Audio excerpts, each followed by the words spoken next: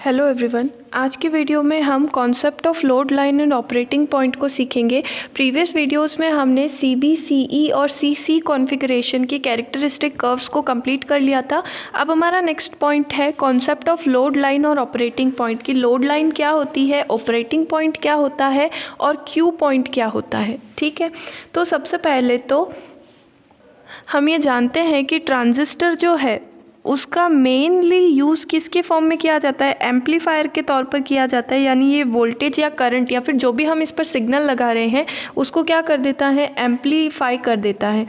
अब हमें आउटपुट लेने के लिए आउटपुट की तरफ एक रेजिस्टेंस भी लगाना होगा। इनपुट तो हम उसको कितना दे रहे हैं ये हम जिस भी डिवाइस से दे रहे हैं उससे हम मेजर कर सकते हैं, लेकिन हमें उसका आउटपुट क्या मिल रहा है इसे देखने के लिए सर्किट के आउटपुट तरफ हमें क्या लगाना पड़ेगा, लोड को कनेक्ट करना पड़ेगा और वहाँ हम कनेक्ट करते हैं एक रेजिस्टेंस।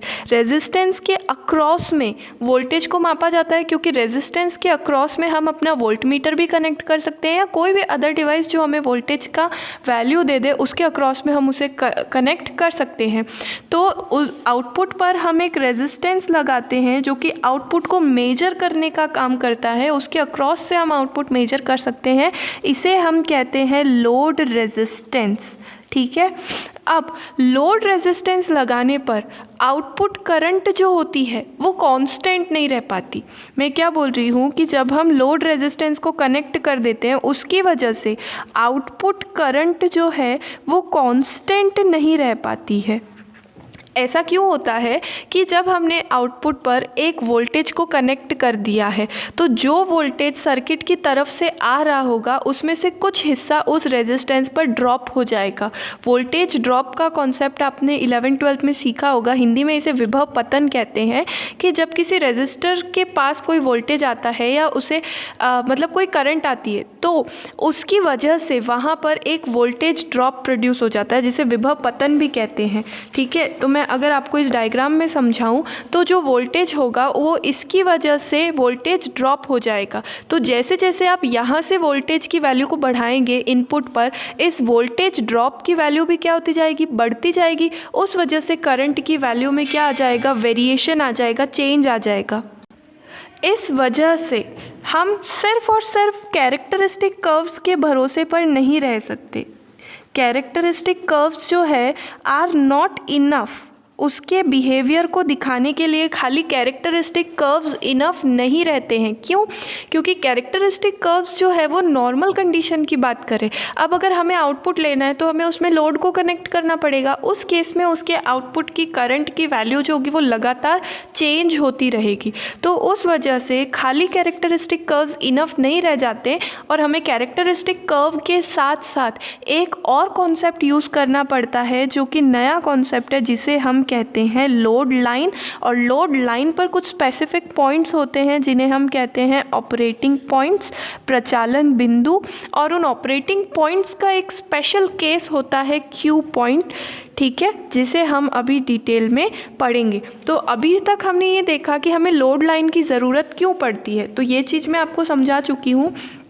अब मैं आपको एक सर्किट दिखाना चाहती हूँ। ये है हमारा सर्किट। ठीक है, यहाँ पर हम देखेंगे अगर कि ये जो है कॉमन एमीटर टाइप का सर्किट है जिसमें हमने एमीटर को ग्राउंडेड किया है। यहाँ पर हमने एक रेजिस्टेंस लगाया है जिससे इनपुट को देखा जाएगा और ये है हमारा लोड रेजिस्टेंस RL जिसके अक्रॉस में हम वोल्टेज यानी कि आउटपुट वोल्ट को देख सकते हैं। यहाँ पर जो हमने कैपेसिटर्स कनेक्ट किए हैं ये फ़िल्टर की तरह काम करते हैं। कैपेसिटर्स एज अ फिल्टर जो कि क्या करते हैं, इसके डीसी कंपोनेंट को यहाँ आने से रोकते हैं। ठीक है, तो हमने अगर बाहर AC वोल्टेज लगाया है इनपुट सिग्नल पर, अगर हमने बाहर से कोई AC वोल्टेज दिया है तो पूरे सर्किट में ये सिर्फ AC वोल्टेज का फ्लो हो इस बात का ध्यान रखते हैं यहाँ पर। इसीलिए हमने क्या लगाया है, ये कैपेसिटर लगाए हैं। अब अगर हम इनपुट पर बाहर से कोई भी वोल्टेज ना दें, यानी कि हम ये कहें कि नो इनपुट, बाहर से हम नो एक्सटर्नल इनपुट, बाहर से अगर हम कोई भी इनपुट ना दें, ठीक है, उस कंडीशन में हमारा जो ट्रांजिस्टर होता है वो शांत अवस्था में होता है। किस में होता है? शांत अवस्था, यानी उसे बाहर से कोई भी डिस्टर्बेंस नहीं दिया गया है। जो उसकी खुद की प्रॉपर्टीज़ है वो सिर्फ उसी पर ही काम करता है। इंग्लिश में इसे हम कहते हैं क्विसेंट कंडीशन। अगर हम ट्रांजिस्टर को एक क्विसेंट कंडीशन के अंदर ऑपरेट कराएं, उस कंडीशन में इसका जो सर्किट हो जाएगा वो इस तरह से हो जाएगा। ये देखिए, ये है हमारा circuit in a quiescent condition. इसके अंदर हमने कुछ भी नहीं किया, इसके अक्रॉस में जो बाहर से हम वोल्टेज लगा रहे थे उसको मैंने हटा दिया है। ठीक है, तो यहाँ पर है RL, ये है IC, ये है VBE, और यहाँ जो वोल्टेज आएगा वो C और E के बीच का वोल्टेज होगा VCE। ठीक है, इस तरह से। अब अगर मुझे VCC की वैल्यू को कैलकुलेट करना हो, इस डायग्राम से मैं आपको समझा रही हूँ, अगर हमें VCC की वैल्यू को कैलकुलेट करना हो तो ये जो VCC होगा ये इस VCE और इस लोड के अक्रॉस में वोल्टेज ड्रॉप के बराबर होगा। यानी कि इसका कुछ हिस्सा यहाँ पर ड्रॉप हो जाएगा और बाकी का हिस्सा VCE के टर्म में या VCE के फॉर्म में इस कलेक्टर और एमीटर के बीच में आएगा। तो यहाँ से मैं एक इक्वेशन लिख सकती हूँ, VCC is equal to VCE plus voltage, जो ये जो हमारा रेजिस्टेंस है ये RL है और इससे फ्लो होने वाली करंट IC है, तो V is equal to IR होता है। तो इस रेजिस्टेंस के अक्रॉस में जो वोल्टेज ड्रॉप होगा उसकी वैल्यू होगी ICRL। ठीक है, यहाँ से अगर मुझे इस करंट IC को कैलकुलेट करना हो तो ये क्या हो जाएगा, VCC minus VCE is equal to ICRL। अगर मुझे IC की वैल्यू कैलकुलेट करनी हो तो ये हो जाएगा माइनस का VCE upon RL plus VCC upon RL।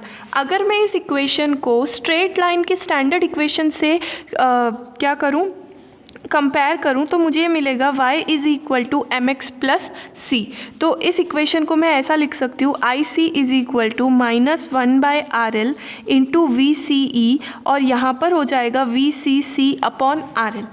इसका ये मतलब है कि ये एक स्ट्रेट लाइन बनेगी और ये स्ट्रेट लाइन कहाँ बनेगी, जो हमारी आउटपुट कैरेक्टरिस्टिक है उनके अंदर एक स्ट्रेट लाइन बनेगी।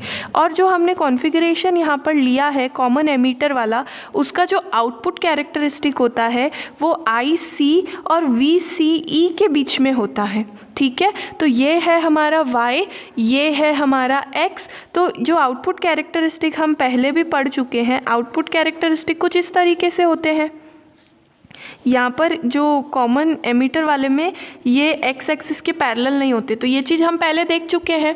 अब यहाँ पर ये जो एक स्ट्रेट लाइन बन रही है उसको भी हमें इसी ग्राफ में ड्रॉ करना है, क्योंकि हमने बोला ना कि characteristic curves are not enough, तो मुझे कैरेक्टरिस्टिक कर्व के साथ साथ लोड लाइन को बनाना पड़ेगा। तो ये जो कैरेक्टरिस्टिक कर्व है आउटपुट का, इसके अंदर ये y एक्सिस है, ये y एक्सिस है, यहाँ पर VCE x एक्सिस है, ये x एक्सिस है, यहाँ पर एक स्ट्रेट लाइन जिसकी स्लोप है -1/RL और C क्या होता है, आपने 12th में 11th में ये सब चीज़ें बहुत डिटेल में पढ़ी होंगी।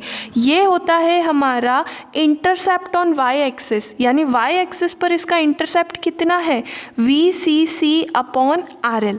यहाँ से लेकर के एक नेगेटिव स्लोप वाली लाइन है, नेगेटिव स्लोप वाली लाइन यानी कि इस तरह से आएगी, तो ये एक नेगेटिव स्लोप वाली लाइन होती है। इस लाइन को हम कहते हैं लोड लाइन। क्या कहते हैं, लोड लाइन। यहाँ पर हम ये देखेंगे कि यहाँ पर IB हम कांस्टेंट रखते हैं, तो IB की कुछ कुछ वैल्यूज़ होंगी यहाँ पर, जैसे 0 होगी, 20 माइक्रो एम्पियर, 30 माइक्रो एम्पियर, जो भी इनकी वैल्यूज़ है। तो ये जो स्ट्रेट लाइन है हमारी, और ये हमारे आउटपुट कैरेक्टरिस्टिक कर्व्स को जिन भी पॉइंट्स पर कट करती है उन पॉइंट्स को हम कहते हैं ऑपरेटिंग पॉइंट्स। ठीक है, जो हमारी लोड लाइन है वो आउटपुट कैरेक्टरिस्टिक कर्व्स को जिन पॉइंट्स पर इंटरसेप्ट ये कट करती है या इंटरसेक्ट करती है, उन पॉइंट्स को हम कहते हैं ऑपरेटिंग पॉइंट्स। ठीक है, इन्हें तो हम कहेंगे प्रचालन बिंदु या फिर ऑपरेटिंग पॉइंट। और अगर हम इनपुट को ज़ीरो कर दे, बिल्कुल इनपुट को हम क्या कर दे, ज़ीरो कर दे, यानी कि इनपुट सर्किट को हम क्या कर दे, ओपन कर दे, संकेत की अनुपस्थिति हम यहाँ पर जो सिग्नल है उसे ज़ीरो कर दे, उस केस में ऑपरेटिंग पॉइंट जो निकल कर के आएगा, ये इतने सारे ऑपरेटिंग पॉइंट है, जितने आप कर्व बनाएंगे उतने आपको ऑपरेटिंग पॉइंट्स मिलेंगे। तो हम मान लेते हैं हमने 4 से 5 ऑपरेटिंग पॉइंट्स को कैलकुलेट कर लिया, तो उनमें से हमारे इनपुट को ज़ीरो करने पर जो ऑपरेटिंग पॉइंट निकल करके आता है उसे हम कहते हैं क्यू पॉइंट। क्या कहते हैं? क्यू पॉइंट या शांत प्रचालन बिंदु या फिर क्विसेंट पॉइंट कहते हैं। शांत प्रचालन बिंदु या फिर क्विसेंट पॉइंट। ठीक है, तो ये हो गई हमारी लोड लाइन, ये हो गए, उससे जो कट होते हैं वो हो गए हमारे ऑपरेटिंग पॉइंट्स, और फिर होता है हमारा क्यू पॉइंट या फिर क्विसेंट पॉइंट। अब इसका क्या इम्पोर्टेंस है, हम इसे क्यों पढ़ रहे हैं, हमारे लिए क्यों ज़रूरी है?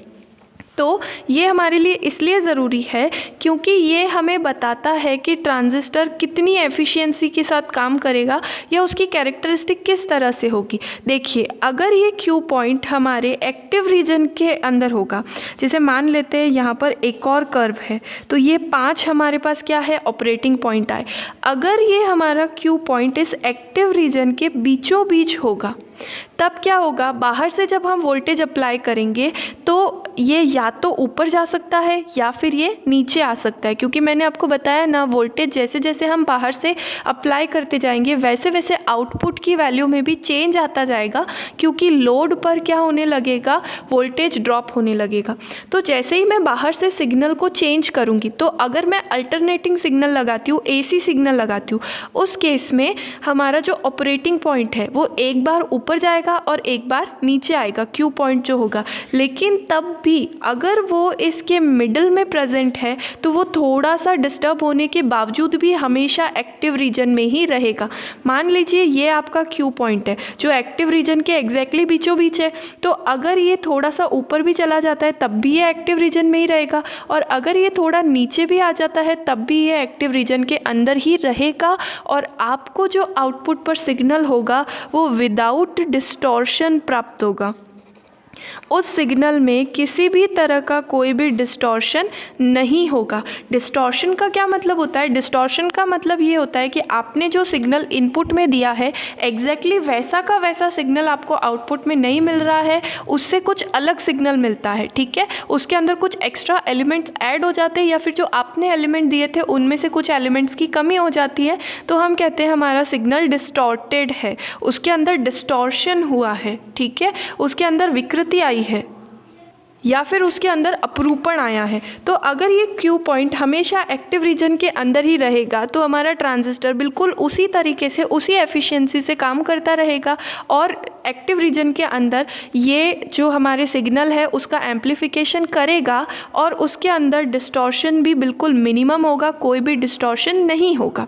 लेकिन अगर ये क्यू पॉइंट यहाँ कहीं होता, ये है हमारा सैचुरेशन रीजन, तो अगर हम करंट सिग्नल को, इनपुट सिग्नल को थोड़ा बढ़ा देते तो ये सैचुरेशन रीजन के अंदर आ जाता, और थोड़ा घटा देते तब तो ये यहीं रहता। लेकिन सिग्नल बढ़ने पर हमारा ट्रांजिस्टर सैचुरेशन में चला जाएगा, और हमारा जो आउटपुट सिग्नल है वो इनपुट से बहुत ज़्यादा अलग मिलेगा, डिस्टॉर्टेड सिग्नल हमको मिलेगा या अपरूपित सिग्नल प्राप्त होगा। इसी तरह से ये होता है हमारा कट ऑफ रीजन। अगर हमारा क्यू पॉइंट यहाँ प्रेजेंट होता तो जैसे ही सिग्नल बढ़ेगा तब तो ये इधर कहीं आएगा, लेकिन जैसे सिग्नल की वैल्यू कम होगी तो ये नीचे आ जाएगा, यानी कि किस में आ जाएगा, कट ऑफ रीजन, और हमारा ट्रांजिस्टर ऑफ हो जाएगा।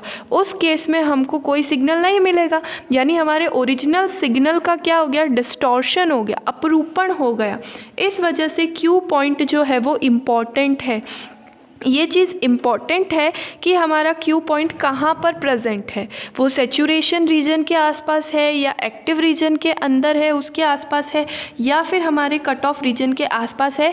ये क्यू पॉइंट डिसाइड करता है कि हमारा ट्रांजिस्टर साइकिल के कितने भाग तक काम करेगा। जो करंट या जो वोल्टेज हम इसको दे रहे हैं उसके एक चक्र के कितने भाग तक हमारा ट्रांजिस्टर उतनी ही एफिशिएंसी के साथ काम करेगा, इस चीज़ को ये डिसाइड करता है। ये वाला टॉपिक आपको क्यू पॉइंट वाला थोड़ा सा जब हम पावर एम्पलीफायर देखेंगे उसके अंदर भी क्लियर हो जाएगा। ठीक है, जिन लोगों ने पावर एम्पलीफायर का वीडियो देख लिया है उनको तो ये टॉपिक बिल्कुल क्लियर हो गया होगा। तो जो क्यू पॉइंट है वो डिसाइड करता है कि हमारा ट्रांजिस्टर कितनी एफिशिएंसी से कब तक और सिग्नल के कितने भाग तक काम करेगा। ठीक है, यहाँ पर आपकी बुक में एक एग्जाम्पल के थ्रू भी इसको समझाया गया है। ये एक कर्व बनाया, ठीक है, और इसका क्यू पॉइंट यहाँ पर प्रेजेंट है, और हमने जो सिग्नल लगाया है IB, ठीक है। हमारा इनपुट जो होता है वो IB पर डिपेंड करता है, तो IB जो होगी वो एक बार IB प्लस डेल IB बनेगी और दूसरी बार IB माइनस डेल IB बनेगी, ठीक है। प्लस माइनस डेल IB तक ये चेंज हो सकती है क्योंकि हमने इसके अंदर कैसी लगाई है, अल्टरनेटिंग करंट लगाई है। तो जब हमारी IB प्लस डेल IB हो जाता है तब उस केस में हमारा Q पॉइंट यहाँ आ जाएगा, और जब IB माइनस डेल IB हो जाता है तो हमारा Q पॉइंट इधर आ जाएगा। यानी हमारे पास ये इनपुट सिग्नल है जो हमने इस तरीके से लगाया है। इनपुट हमारा कैसा है, अल्टरनेटिंग है ना, तो अल्टरनेटिंग इस तरह से लगाया है और यहाँ पर हमें आउटपुट मिल रहा है। अब आप देख सकते हैं कि पहली बात तो ये सिग्नल के पूरे साइकिल के लिए काम कर रहा है। अगर ये Q पॉइंट यहाँ होता ना तो आधे सिग्नल तक तो ये हमें कोई रिजल्ट देता ही नहीं, और उसके बाद आधे सिग्नल के लिए रिजल्ट देता, और कट ऑफ में होता तो भी सेम चीज़ हो जाती। लेकिन यहाँ पर ये पूरी चीज़ एक्टिव रीजन में ही प्रेजेंट है और हमारा ट्रांजिस्टर जो है वो सिर्फ एक्टिव रीजन में ही एम्पलीफाई करने का काम करता है। तो सबसे पहले तो हमें सिग्नल के पूरे साइकिल के लिए रिजल्ट मिल रहा है, और दूसरी बात ये जो है एम्पलीफाइड सिग्नल है। आप देखिए यहाँ पर इसका जो आयाम है या जो इसका ये एम्पलीट्यूड है वो कम है, लेकिन यहाँ पर इसका एम्पलीट्यूड बढ़ गया है, यानी कि हमें सिग्नल एम्पलीफाई होकर भी मिल रहा है, प्लस हमारा सिग्नल जो है बिना किसी डिस्टॉर्शन के जैसा हमने इनपुट पर लगाया था एग्जैक्टली वैसा का वैसा ही आउटपुट पर मिल रहा है। तो ये होता है हमारा Q पॉइंट या फिर ऑपरेटिंग पॉइंट या फिर क्विसेंट पॉइंट और लोड लाइन का कॉन्सेप्ट, और ये हमारे ट्रांजिस्टर के मतलब हम कह सकते हैं विशेषता या उसकी काम करने की कैपेसिटी को शो करने के लिए यूज़ होता है। I hope you understand.